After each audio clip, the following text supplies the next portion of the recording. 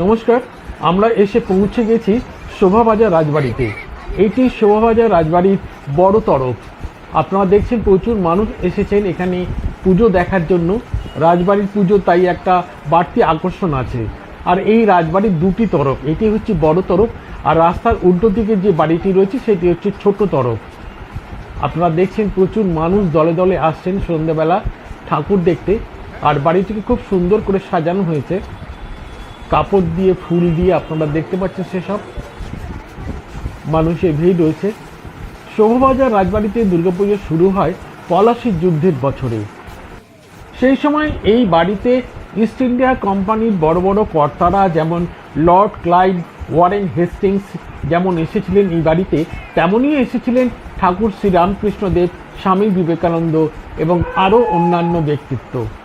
সেকালের কলকাতা দুর্গাপুজো নিয়ে একটি প্রবাদ খুব প্রচলিত আছে, যেমন মর্তে এসে মা গয়না পাড়েন জোড়াসাঁকোর দাঁ বাড়িতে, আর ভোজন করেন কুমোরটুলির অভয় মিত্রের বাড়িতে, এবং রাত জেগে নাচ গান শোনেন শোভাবাজার রাজবাড়িতে।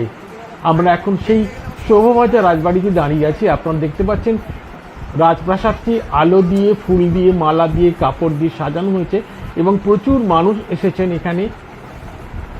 আপনারা দেখছেন সেই দৃশ্য, আপনাদের সামনে সেই দৃশ্য তুলে ধরার চেষ্টা করছি। শোভাবাজার রাজবাড়ির বড় তরফের প্রাসাদটি আপনাদের সামনে দেখানোর চেষ্টা করছি। আপনাদের এবার একেবারে ঠাকুর দালানের সামনে চলে এসেছি আমরা। এবার প্রতিমা দেখানোর চেষ্টা করছি। আপনারা দেখছেন ঠাকুর দালানে ওঠা যায় না, তাই নিচ থেকেই প্রতিমার ছবি নিতে হয়েছে আমাদের। দেখুন অনেক মানুষ মোবাইলে তাদের সেই স্মৃতিকে বন্দি করে নিচ্ছেন বা সেই ছবি তুলে রাখছেন স্মৃতি হিসেবে। প্রতিমাকে দেখছেন, খুব সুন্দর প্রতিমা। আগে প্রতিমাকে সাজানোর জন্য জার্মানি থেকে রূপোর সাজ আসতো, আর এই সাজ ডাকে আসতো বলে একে বলা হতো ডাকের সাজ। আমরা এই কথাটি প্রায় শুনে থাকি যে ডাকের সাজে প্রতিমাকে সাজানো হয়েছে।